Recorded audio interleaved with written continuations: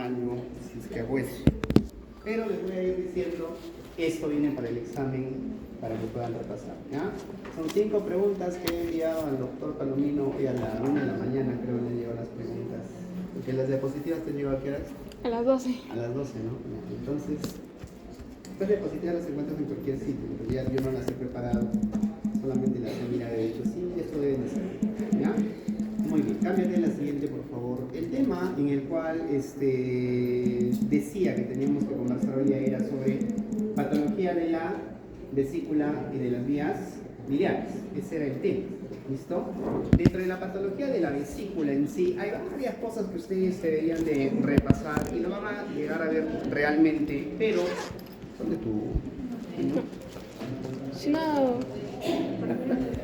Dentro de lo que es la patología benigna, porque hay patología maligna, hay algunos puntos interesantes, ¿no? Por ejemplo, conocer lo que es la disquinesia vesicular, la ausencia de vesícula, duplicidad vesicular, presencia de, por ejemplo, pólipos vesiculares, cosas que de repente ustedes lo van a poder llegar a ver, pero que no es tan trascendental, porque dentro de la patología vesicular lo que vas a ver todos los días es presencia de cálculos.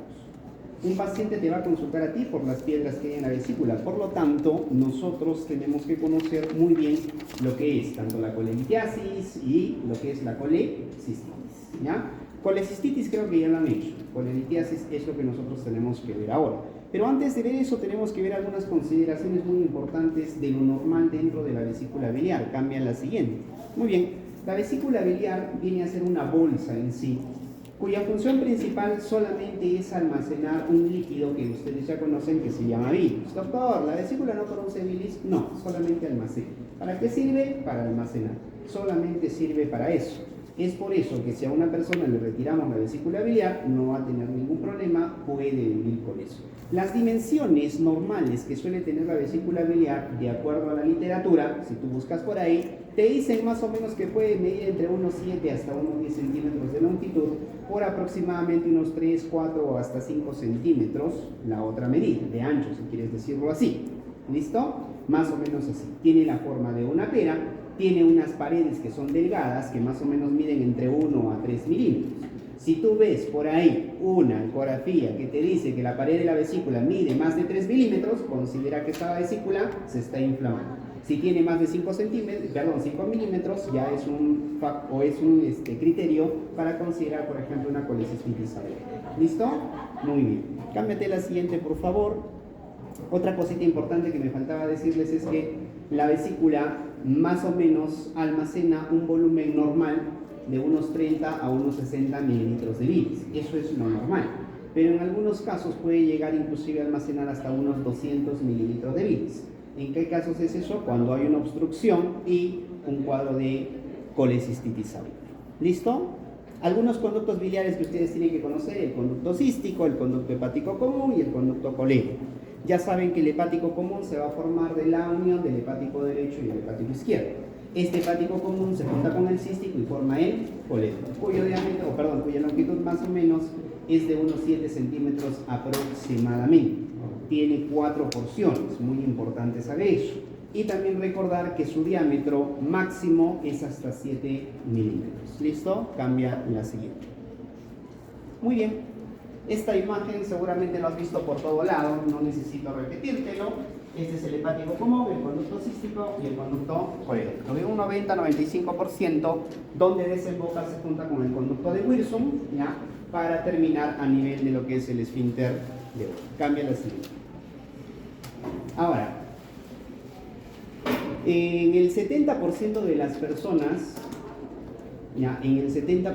las personas, más o menos, casi todos tenemos la misma, se puede decir, distribución anatómica de la vesícula. Hay un 30% que tienen variaciones anatómicas, ¿ya? Y esas variaciones anatómicas generalmente tienen que ver con la posición del conducto cístico. ¿Ya? Este conducto cístico no siempre desemboca en el mismo lugar, puede hacerlo más abajo, puede hacerlo más arriba, puede hacerlo, por ejemplo, en el hepático derecho, puede darse la vuelta y desembocar a nivel o juntarse ahí con lo que es el hepático común. y tiene distintas formas de llegar a presentarse. Eso es un problema para nosotros los cirujanos, porque cuando nosotros entramos a operar una vesícula esperamos encontrar lo que normalmente todos tienen, pero cuando encontramos una variación anatómica cometemos muchas veces, lesionamos la vía biliar y ocasionamos un perjuicio para el paciente. No te olvides algo muy importante, si tú alguna vez vas a ser cirujano, ¿ya? ¿Qué es lo que no tengo que olvidar, doctor? Que si tú lesionas la vía biliar a un paciente, le quitas 10 años de vida, ¿ya? Su esperanza de vida cae 10 años si es que tú lesionas la vía biliar. Por eso, para nosotros, esas variaciones anatómicas son una maldición. Ningún cirujano en su sano juicio, salvo que esté drogado o ebrio, quiere encontrarse con esa cosa en una operación. ¿Por qué, doctor? Porque su variación es tan distinta que nosotros cuando operamos pensamos que estamos haciendo lo correcto y al final terminamos lesionando la vía biliar. ¿Cuánto es el porcentaje de vía biliar hoy en día? Más o menos es el 1% o menos del 1%. Quiere decir que de 100 colecistectomías que se hagan acá en Arequipa, una de ellas termina con lesión de ¿quién? De vía biliar. En el hospital Escomel, la última lesión de vía biliar que hemos tenido ha sido hace un par de años. ¿Ya? Hace un par de años hemos tenido una lesión de vía biliar por una alteración anatómica. ¿Ha sido producto porque el cirujano hizo malas cosas? No, el cirujano hizo bien las cosas. Desgraciadamente, ¿ya? La bendita vesícula junto con su conducto cístico no estaba dentro de lo que habitualmente tiene que ser. Tenía una variación, el cirujano se confió y al final terminó cortando el conducto hepático derecho. ¿Ya? ¿Reparar eso se puede? Sí se puede. ¿Ya? Sí se puede. ¿Y lo reparan? Sí, lo llegamos a reparar. El problema es que este paciente constantemente va a padecer de ciertas patologías que inclusive puede terminar en una cirrosis biliar, ¿ya? Por el cual, como les estaba diciendo hace un momento, su tiempo de vida, su esperanza de vida puede caer. ¿Listo? Cámbiate la siguiente. Muy bien. Funciones de la vesícula: almacena. Otra de las funciones que me voy a decirle es concentra, ¿qué cosa? La bilis. También la va a llegar a expulsar, generalmente por acción de una hormona que es la famosa CCK o CCC, o también llamada ¿qué cosa? Colecisto. ¿Ya? ¿Quiénes van a estimular la liberación de esa hormona para que la vesícula pueda contraerse y pueda llegar a expulsar eso? ¿Quiénes? ¿Quiénes estimulan a que tu cuerpo produzca esa hormona? O de la nada agarra una célula y dice: yo voy a liberar colecistocimina para que la vesícula se contraiga. ¿Quién estimula eso? La comida. ¿Y qué comida? ¿La miel? Puede ser, porque tiene grasa, sí. Las comidas grasosas son las que estimulan la producción de esa hormona para que la vesícula se contraiga. ¿Listo? Muy bien, cambia. La función de los conductos biliares solamente es transportar bilis, ¿ya? Y fregarte la vida con una patología llamada leucopliesis. Cambia la siguiente. ¿Por qué está compuesta la bilis? Tiene varias cosas, electrolitos y muchas cosas. Pero 3 cosas tú tienes que grabarte en la cabeza. ¿Qué cosa? Colesterol, ¿qué más? Sales biliares y fosfolípidos. Dentro de los fosfolípidos, el más importante, la lesi. ¿Por qué tienes que grabarte esas 3 cosas? Porque dentro de la fisiopatología, de la formación de las piedras, que es lo que a nosotros nos interesa conocer, la formación de las piedras depende específicamente del equilibrio entre esos 3 elementos, entre el colesterol, entre las sales biliares y lo que viene a ser la lesi. Si tú, por ejemplo, tienes un exceso de colesterol dentro de lo que viene a ser la bilis, vas a ser una persona que va a formar cálculos de tipo colesterol, ¿ya? Si tú disminuyes la concentración de sales biliares, igual vas a tener la formación de cálculos de colesterol. Si tus sales biliares se juntan con el calcio y se precipitan, vas a llegar a tener la formación de los otros tipos de cálculos que hay. ¿Sí o no? ¿Cuáles son esos? Los pigmentados. ¿Listo? Cámbiate la siguiente. Muy bien, esta es la patología que ustedes tienen que conocer. ¿Sí? La colelitiasis no es otra cosa más que la presencia de cálculos en la vesícula, ¿ya? Algo muy importante que tienes que saber: nunca produce síntomas. Y si no produce síntomas, ¿cómo uno diagnostica colelitiasis? ¿Es un diagnóstico o es un hallazgo ocasional? A ti te piden ecografía por cualquier otra cosa y por casualidades de la vida te dicen que tienes piedras en la vesícula. Y tú te pondrás a pensar y dirás, pero yo nunca he tenido un dolor. Muy bien, nunca has tenido un dolor. Las piedras no siempre producen dolor. ¿Listo? Entonces la colelitiasis es presencia de piedras en la vesícula que nunca te van a dar sintomatología. Y eso lo diferencia de la colecistitis, o lo va a diferenciar del cólico biliar. ¿Ya? El cólico biliar o la colecistitis sí produce dolor. Sin embargo, la colelitiasis no te produce absolutamente nada. ¿Ya? Estas piedras en la vesícula se van a formar debido a varios factores. Dentro de esos factores está, por ejemplo, el hecho de ser mujer. Una mujer tiene más riesgo de hacer colelitiasis que un varón. ¿Ya? Y si tú no me crees, ve a los hospitales, entra al servicio de cirugía a mujeres y te vas a dar cuenta que el 60% de todas esas personas hospitalizadas están hospitalizadas por patología biliar. Si tú te vas al servicio de cirugía a varones, te vas a dar cuenta que el 60% de los varones está hospitalizado por patología apéndico. Entonces, ¿es más frecuente en las mujeres? Sí. ¿Es el único factor? No. ¿Qué es el otro factor que más le atribuyen a la formación de piedras? La mala alimentación. ¿Cuál es esa mala alimentación? Las grasas.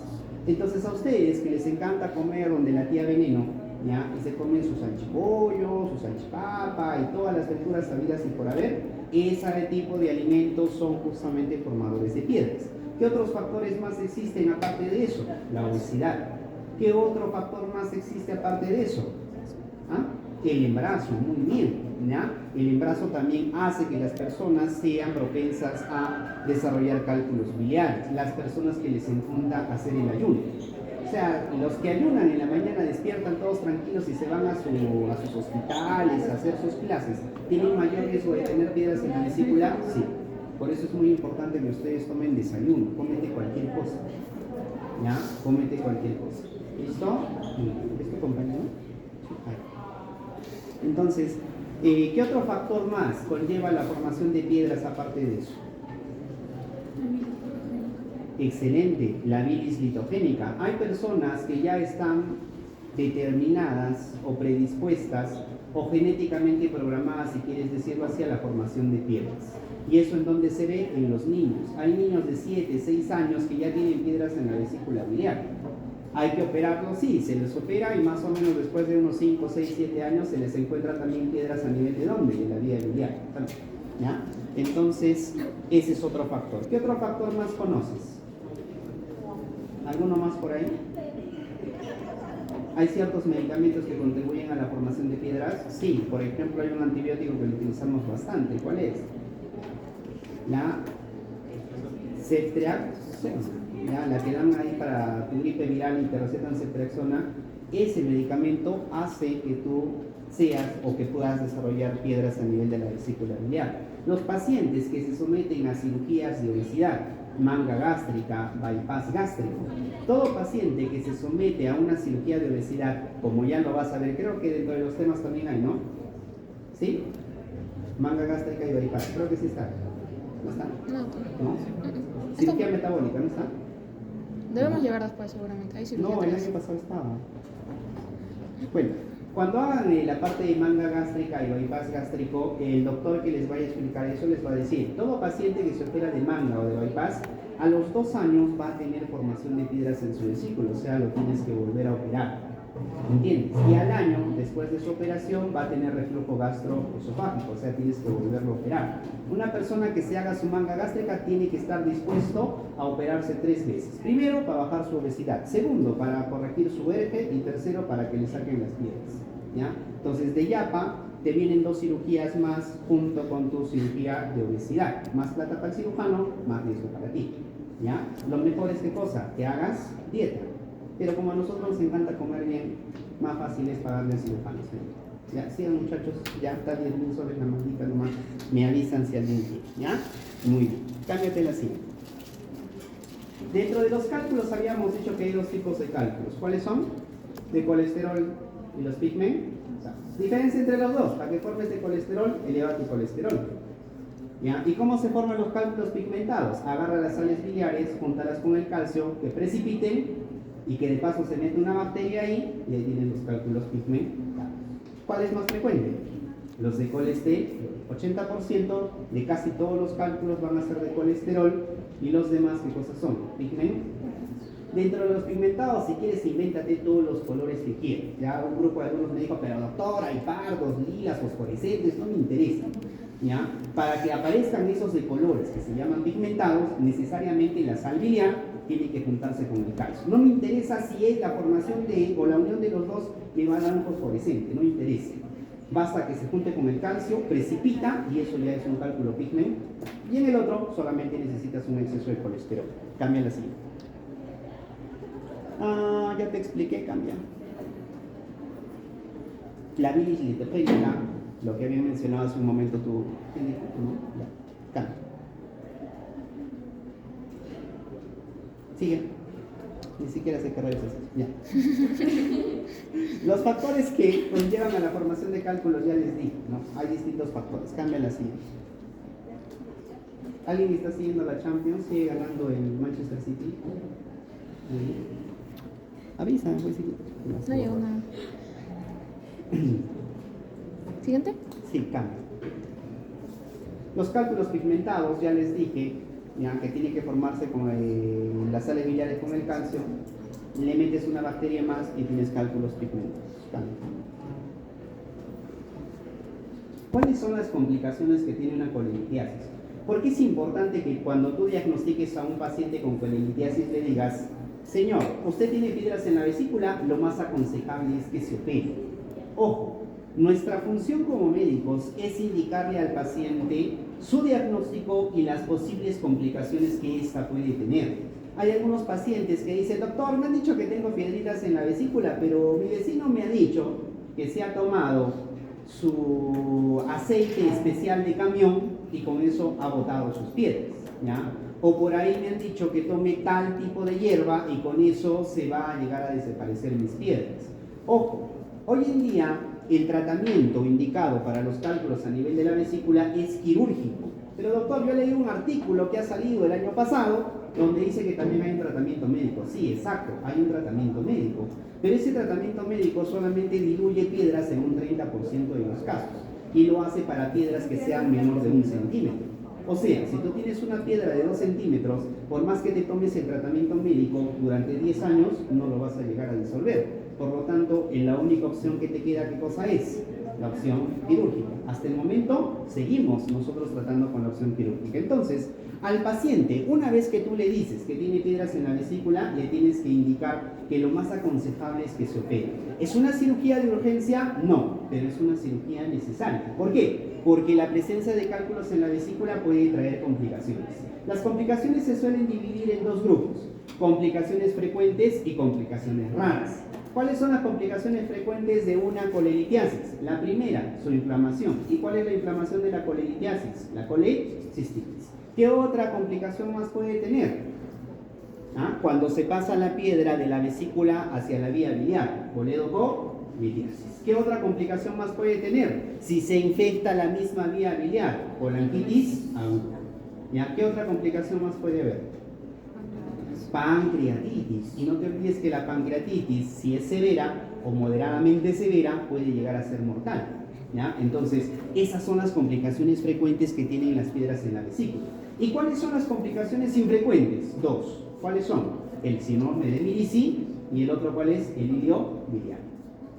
¿Ya? Entonces, esas dos patologías, síndrome de Mirici e ilio biliar, son dos complicaciones de tener piedras en la vesícula, pero que no son frecuentes, son bien raros. ¿Ya? En toda mi vida hasta ahora, llevo 8 años de cirujano, solo una vez he visto un síndrome de Mirici y solo un par de veces he visto, ¿qué cosa? Un ilio biliar. Sin embargo, colecistitis lo veo todos los días en el hospital. Coledocolitiasis, tenemos 3 ahorita internados en el hospital Escomet. ¿Ya? Pancreatitis, pan de cada día para los de medicina. ¿Ya? Entonces, esas complicaciones o las otras complicaciones son bien frecuentes, sí son bien frecuentes, pero encontrarte un ilio biliar o encontrarte un Mirici es algo raro. Me late que eso viene en el examen, no sé por qué. Me late, ojo, te estoy diciendo la pregunta, pues no quiero que me digas jalada. ¿Ya?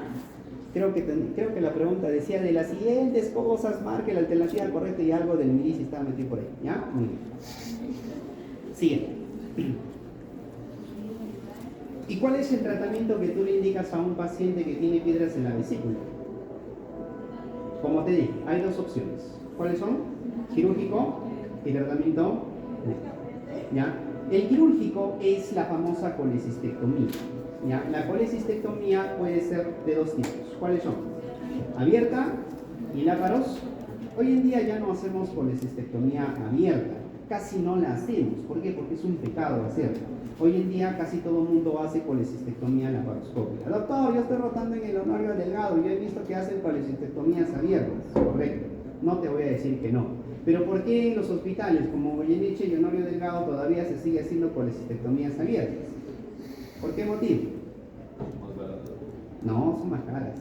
Le sale más caro hacer eso. Exacto, no hay equipo. ¿Ya? La mayoría de médicos hoy en día sí lo saben hacer, salvo los abuelitos, ¿no? Hay algunos abuelitos que están, pero hay cirujanos viejitos que no han aprendido y todavía siguen haciendo corte. Pero el motivo principal es porque en los hospitales del MINSA no tenemos torres de laparoscopía. Digo no tenemos porque yo he hecho residencia en un hospital del MINSA. Entonces nuestra torre de laparoscopía la teníamos que cuidar, ¿ya?, de la mejor maravilla, porque el día que se malograba tardaban como unos 2 años en arreglar. Entonces, por ese motivo es la causa principal.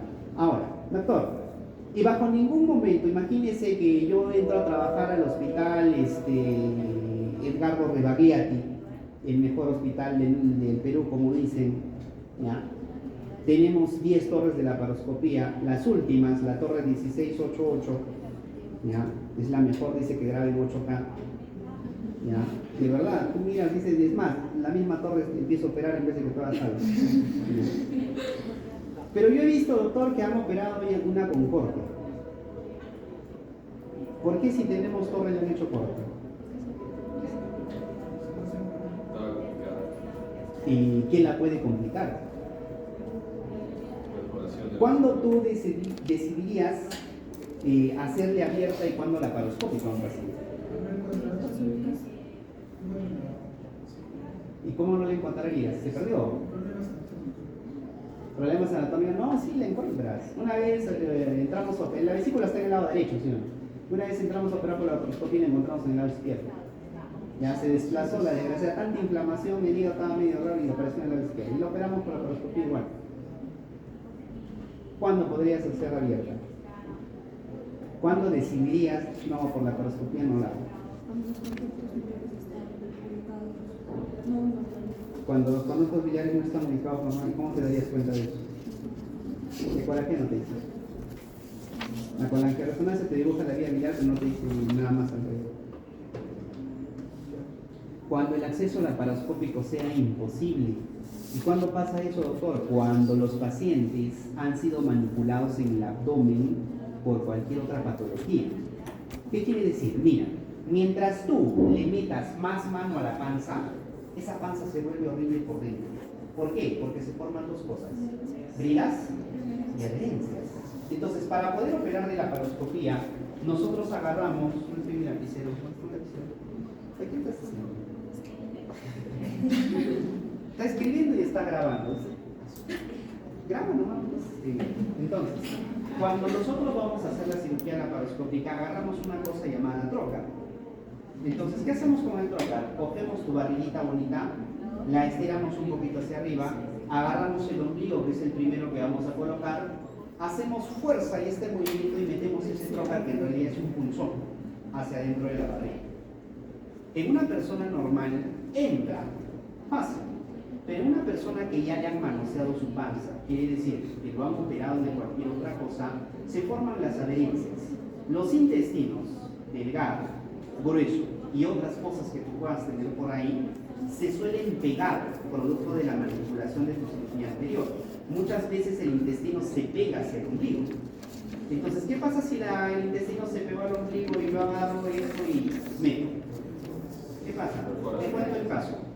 2016, Hospital Goyeneche. Un año antes de que yo ingresé en la residencia, la mamá de un colega presenta colecistitis aguda, la meten operada por cirugía laparoscópica, paciente con antecedente de haber sido operada de una peritonitis generalizada, y el cirujano, que pecó de soberbio, dijo: no hay problema.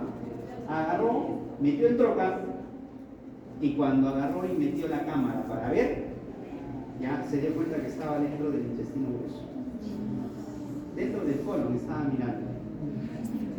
Entonces, cuando tú tengas demasiadas adherencias, ¿ya? O cuando tú llegues a ver un paciente con una cicatriz desde la apófisis sifoides hasta el pubis y encima te dicen que lo han operado 4 veces de obstrucción intestinal, imagínate cómo está esa panza. Entonces, en ese caso nosotros decimos, no, por vía laparoscópica me voy a ir al diablo, mejor le hago vía abierta, ¿ya? Me seco bien bonito, separo todo bien bonito, llego a la vesícula, la saco y la cierro. Entonces, ¿siempre se va a hacer cirugía laparoscópica? No. Si el acceso es imposible, no se recomienda hacer cirugía laparoscópica. Hazla a través de cirugía tradicional o cirugía abierta. Entonces, si alguna vez alguien te pregunta y te dice, ¿el tratamiento de la colelitiasis siempre va a ser por vía laparoscópica? No. Puede ser abierta siempre y cuando no se tenga acceso a la vía laparoscópica. Pero, ¿cuál es la mejor forma de operar a un paciente de litiasis vesicular? Por vía laparoscópica. ¿Listo? Muy bien. ¿Qué tiene esta cosa? Ya. Muy bien. Normalmente una colelitiasis es una cirugía programada. ¿Qué quiere decir? Para poder operarte de la colelitiasis hay que programarla, no es una cirugía de emergencia. ¿Cuáles son las cirugías de emergencia? La colitis, pero la colelitiasis no. Hoy día te enteraste que tienes piedra, te podemos operar a la siguiente semana, al siguiente mes, a los 2 meses, hay que darte una fecha, tú dices, doctor, estoy en exámenes, no puedo, yo creo que en mis vacaciones. ¿Se puede programar? Sí. Sin embargo, una colecistitis no, una colecistitis te puede llegar a matar. ¿Ya? Entonces, esas cirugías sí se tienen que hacer de urgencia. Cambian así. Ya habíamos dicho abierta o laparoscopio. Hoy día, ¿cuál se hace? Laparoscopio. ¿Ya? ¿Por qué se tiene que operar la vesícula? Principalmente para evitar complicaciones. Ya hemos visto las complicaciones, ¿no? ¿Cuáles serán? Frecuentes e infrecuentes o raras, si quieres decir, lesión a la pancreatitis, la coleridad, esas son las frecuentes, ya cambian. Muy bien, te había dicho que pueden haber lesiones de la vía biliar, principalmente por alteraciones ANA. Otro motivo de lesiones de vía biliar, impericia del cirujano.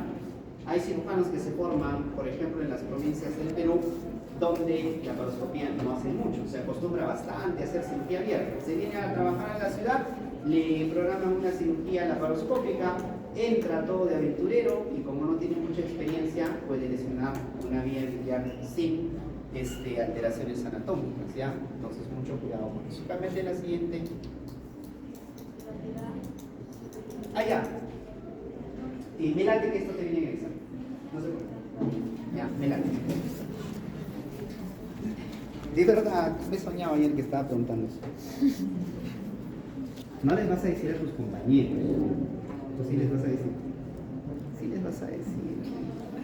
Tú sí les vas a decir. ¿No? Entonces, mírate que viene una pregunta esa tontera de ¿cuántos triángulos hay en la vía biliar? 2. ¿Cuáles son?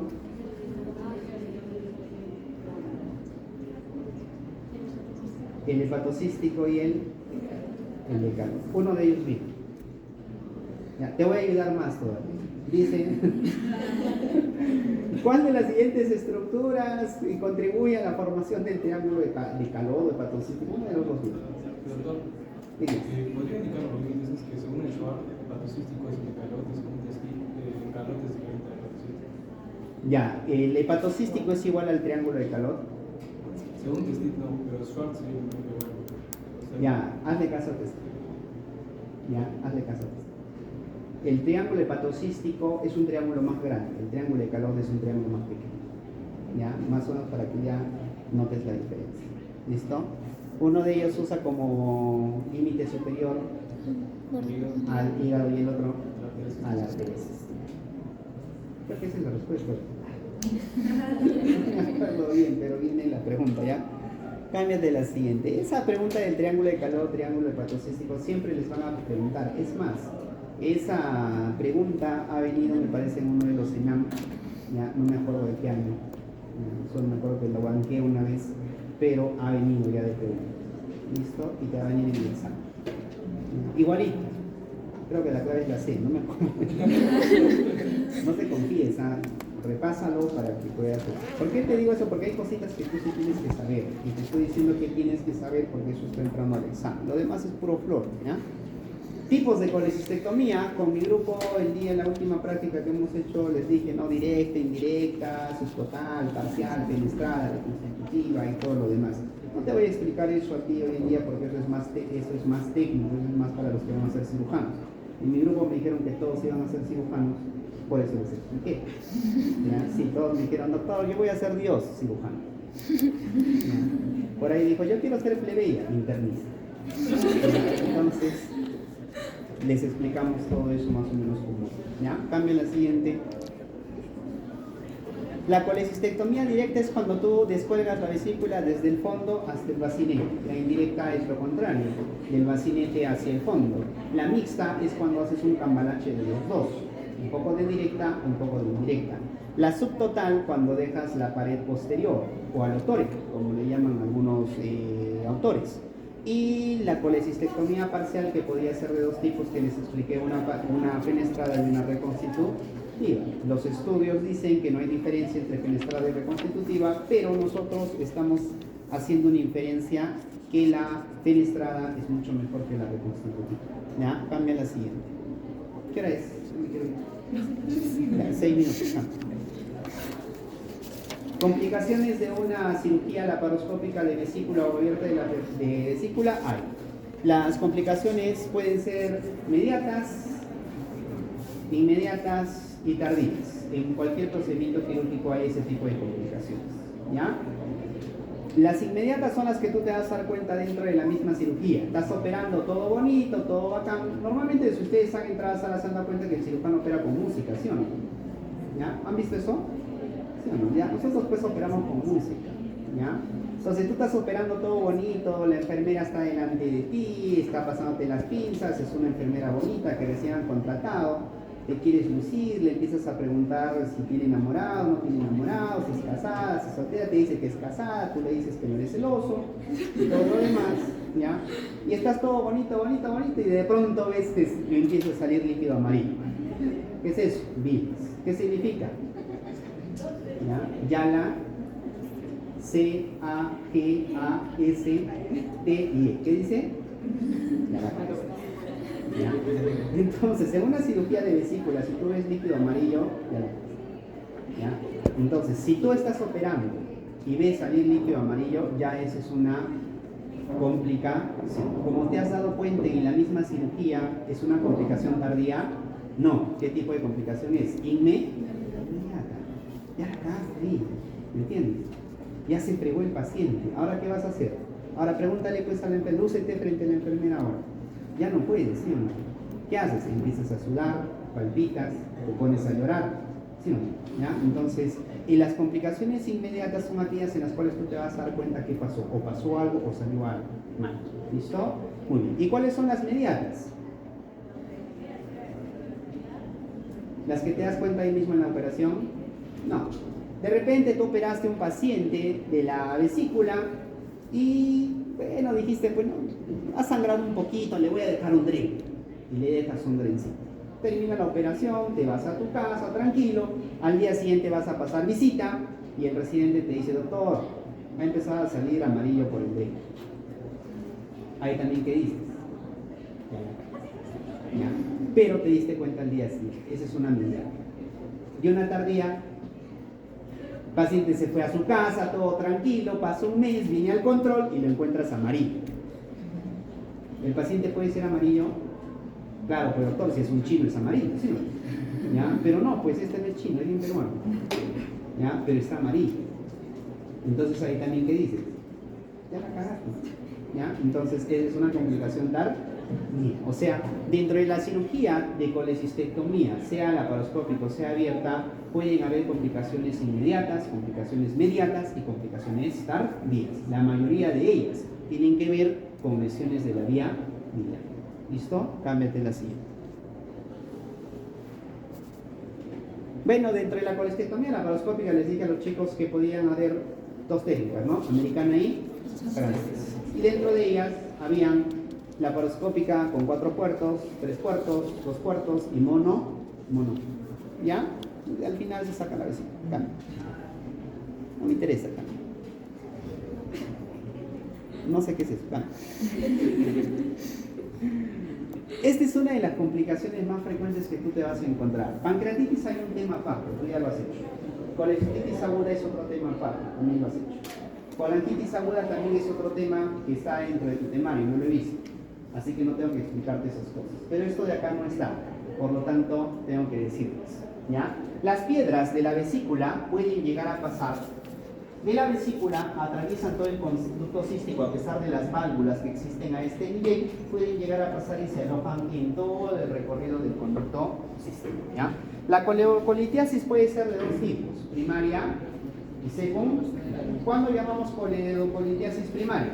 Cuando las piedras que tú encuentras en el colédoco se han formado directamente ahí. ¿Y cuándo decimos que es secundaria? Cuando han pasado de la vesícula ¿hacia dónde? Hacia el conducto colédoco.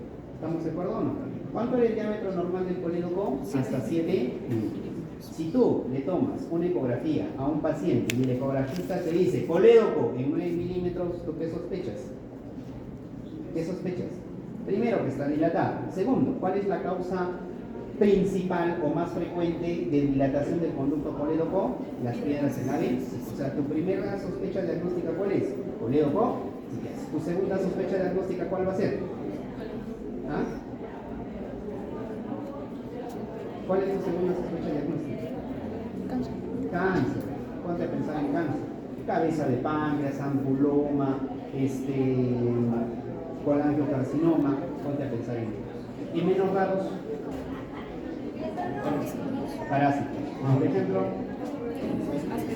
ascaris, también otro, fasciola, otro, echinococcus, ¿ya? O la hidatí.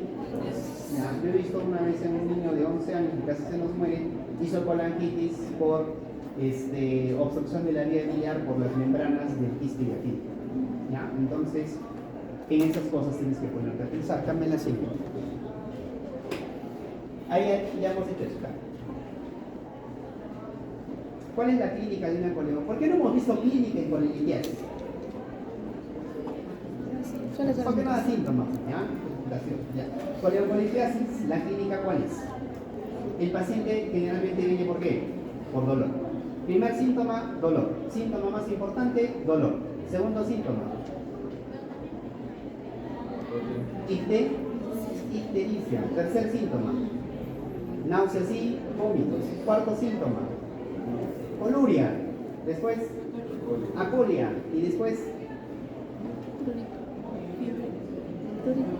prurito. ¿Ya? Ahora, como les dije yo a los de mi grupo, la mayoría de pacientes nunca viene por acolia. ¿Por qué? Porque la acolia es bien difícil de presentarse. ¿Ya? Pero doctor, la piedra está ahí abajo, ¿cómo puede ser posible que las heces no sean blancas? El paciente va a venir y tú le preguntas, ¿tienes deposiciones blancas? No, doctor, está saliendo del mismo color, pero la orina sí me sale como Coca-Cola. Entonces, ¿es frecuente en coleocolitiasis encontrar acolia? No, es bien raro. Pero los libros dicen que dentro de las manifestaciones clínicas está también la presencia de acolia. ¿Cuál es el síntoma principal entonces? Dolor. ¿Ya? Cambia. ¿Cómo diagnosticas la coleocolitiasis? Me parece que esto también viene en el examen. ¿Ya? Eso mismo, ¿listo? Muy bien. ¿Tú puedes diagnosticar coleocolitiasis por ecografía? ¿Sí o no? Sí. ¿Es el estudio de elección? No. Pero sí se puede llegar a diagnosticar una coleocolitiasis con ecografía. Doctor, si la ecografía no siempre me diagnostica coleocolitiasis y yo estoy sospechando de coleocolitiasis, ¿por qué le pido ecografía? Porque es el estudio de muy fácil acceso y es bien barato. Y casi todos los hospitales tienen un ecógrafo. Entonces, ¿tú puedes pedir como primera opción una ecografía? Sí. ¿Es lo ideal? No. ¿Cuál es el estudio ideal para una coleocolitiasis? La colangioresonancia. Problemas de pedir una colangioresonancia. En Arequipa solo un hospital tiene resonador magnético y es el CASI. ¿Ya? Todos los otros resonadores son particulares. ¿Ya? Y segundo, más o menos el estudio cuesta casi 1000 soles, 850, 900 dependiendo de dónde lo lleves. La mayoría de gente de los hospitales nacionales son gente que no tienen dinero. O sea, ¿fácilmente pueden hacer eso? No. Por eso el estudio de primera mano para poder diagnosticar una coleocolitiasis casi siempre ¿cuál va a ser? ¿Te cobra? Sí. Pero lo ideal, ¿cuál es? ¿Cuál es razón? Por ahí un tigre me dijo en mi grupo, doctor, ¿y no le pueden hacer CEPRE? Sí, le podemos hacer CEPRE. La CEPRE es otro estudio que sirve para diagnosticar, también sirve para tratar. O sea, tiene dos funciones, terapéutico y diagnóstico. ¿Ya? Pero ¿cuál es el problema de hacer una CEPRE? No todos los hospitales tienen equipos para CEPRE. No todos los gastroenterólogos están entrenados para CEPRE. Doctor, me lo llevo pues a la calle. Cuesta aproximadamente de 3.500 a 6.000 soles. Entonces mejor le pido una orden de resonancia, ¿sí?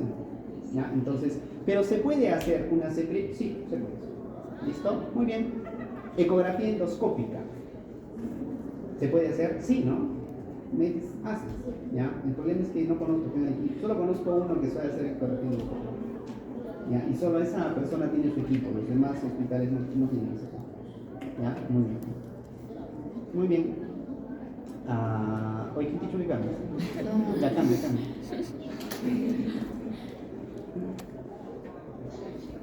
Cambia. Ni siquiera entiendes las imágenes, yo tampoco. Muy bien. ¿Qué otra cosita más de la coleocolitiasis que nos haya faltado decirles? Ya. Otra cosa muy importante. Cuando tú tengas un paciente con ictericia y con dolor, es muy importante que tú aprendas o sepas precisar qué apareció primero en el paciente, el dolor o la ictericia. ¿Ya? Si el paciente te dice, doctor, primero me ha dolido, coleocolitiasis. Si el paciente te dice, doctor, yo he sentido que me he puesto amarillo hace 15 días y ayer me ha venido un dolor y por eso estoy viniendo, tu primera opción va a ser ¿qué cosa? Cáncer. ¿Ya? Entonces, eso guárdatelo bien guardadito. Cuando seas interno, cuando seas residente, te van a preguntar eso. ¿Ya? Si el paciente ha venido primero amarillo, doctor, puede ser cualquier cáncer. ¿Ya? Y si es que el paciente ha venido primero por dolor, es una coleoco. ¿Ya? Cámbiate la siguiente. Habíamos dicho que la CEPRE puede ser diagnóstica y puede ser terapia. ¿La CEPRE puede sacar cálculos? Sí. ¿Siempre saca cálculos? No. O sea, ¿tiene limitaciones? Sí. ¿Cuáles son las limitaciones de la CEPRE? Si los cálculos son muy grandes. ¿Y cuándo se consideran muy grandes? Cuando miden más de 10 milímetros. Si el cálculo mide más de 10 milímetros, la CEPRE casi no lo va a sacar. Hoy en día hay CEPRES ya más especializadas que tienen litotripsia, o sea, pueden romper el cálculo. Entonces, fácil, pues doctor, ahora sí tengo un cálculo de 3 centímetros en la vía biliar, le hago litotripsia, lo destruyo y lo saco. ¿Cuál es el problema? Que para poder destruir un cálculo de la vía biliar no solo se puede hacer en una sola sesión, tienen que ser más de 3 sesiones para que tú rompas el cálculo. ¿Y cuál es el problema? El problema es que mientras más CEPRE seguidas le hagas al paciente, más riesgo de complicaciones tiene. ¿Y cuáles son las complicaciones de la CEPRE? Pancreatitis. ¿Qué más? No. Hemorragia. ¿Qué más? Hiperpora. Perforación. De los tres, ¿cuál es el más frecuente? Pancreatitis. ¿Cuál es el más mortal? ¿Hemorragia? No. La perforación. En Yanaguara se nos murió un paciente hace 2 años. ¿Ya? Se perforó cuando el gastroenterólogo le hizo su bendita CEPRE, no se dieron cuenta, en menos de 24 horas el paciente se murió. ¿Ya? Entonces, mucho cuidado con eso. Por eso, la litotripsia en una CEPRE no está, se puede decir que no está indicado al 100%. ¿Ya? Tienes que tener cuidado con eso. Entonces, si el cálculo era muy grande, ¿lo saca o no lo saca la CEPRE? No. ¿En qué otro caso la CEPRE tampoco sirve para una coleocolitiasis como tratamiento? Cuando tú tienes demasiados cálculos en la mía, en las panlitiasis coleocianas, ahí tampoco la CEPRE lo va a sacar.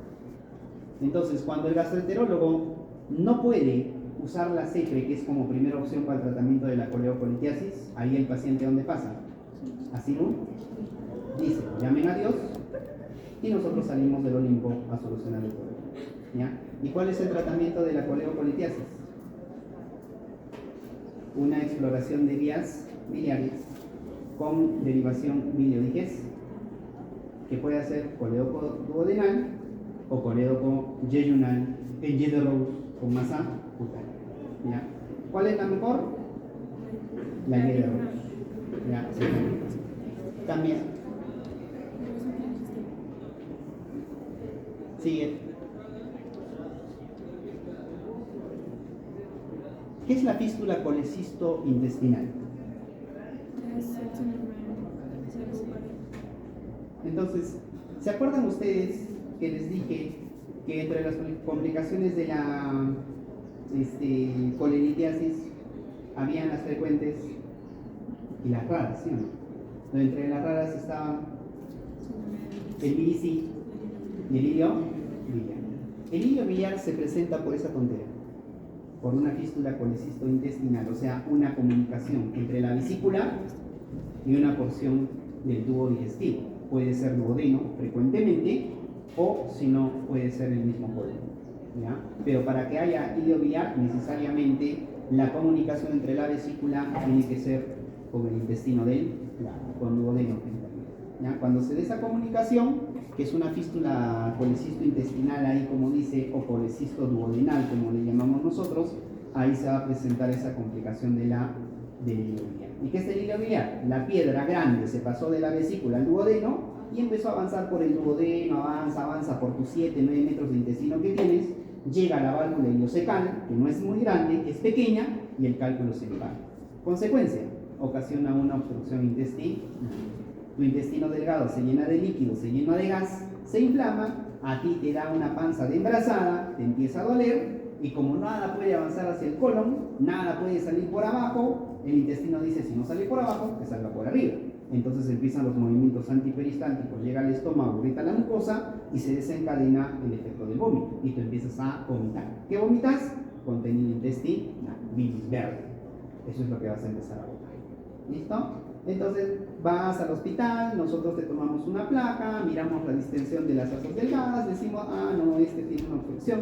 Entramos a operar y encontramos tu bendito cálculo escribiendo ahí abajo. ¿Listo? ¿Qué se hace? ¿Cómo se saca? Se corta y se saca, ¿sí o no? Sí, puedes hacerlo. Nosotros somos más malos.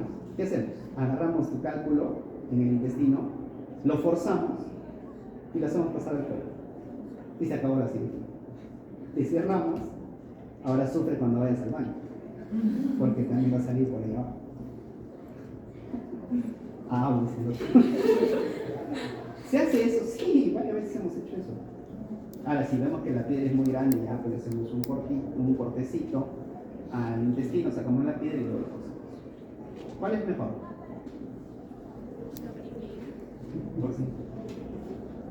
¿Por qué la primera es mejor? ¿Salir por abajo es mejor? ¿Cuál es mejor? Depende, ¿no? Si es grande, supongo. Es mejor que salga por abajo. ¿Por qué? Porque no te olvides que en la otra, ¿qué hay que hacer? Cortar el intestino y sacar. ¿Y hay que coser o no? Sí. Tú sabes que te pueden coser, se hace una raja en el intestino y esa raja se puede abrir. Si se abre, haces una peritonitis, hay que volverte a operar, terminas con ileostomía y no con nada. Así que es mejor empujarlo lo más que salga. Vas a sufrir un poco. ¿Listo? Cambio. ¿Qué haré? ¿Qué me ha pasado? Ya, vamos. ¿Cómo te das cuenta que un paciente tiene fístula colecisto intestinal? ¿Ah? Fuerte. ¿Aire dónde? Aerovilia. ¿Y qué examen pides para diagnosticar eso? Una tomografía. ¡No! Está tomografía. Tampoco. Radiografía. Una radiografía de abdomen simple de pie te puede permitir ver el nivel de la vía biliar. Vas a ver ahí unos bloques de aire bien raros y dices, no, acá hay. Pero ¿cuál es el que te confirme el diagnóstico? La tomografía. Pero si tú estás trabajando en Ochuchorco, donde no hay tomografía y solo tienes máquina de rayos X, puedes diagnosticarla con una radiografía. Claro que tienes que ser pues un tiburón para mirar, ¿no? Hay algunos que miran las placas, no saben ni lo que miran y no se dan cuenta. ¿Ustedes rotan por radiología? Bueno, pero Imagen. que 7 años son, Ya, pero sí van a rotar. Ya, si llegan a rotar de verdad, chicos, miren las placas, porque cuando se van a trabajar a los hospitales, ya, los centros de salud así, solamente van a tener ecografía y radiografía. Ya, y tienen que ser unos tiburones mirando placas. Cambio. Ahí está la piedra, mira. ¿Cómo sacan? ¿No? Sigue. El mirisi. ¿Qué es el mirisi?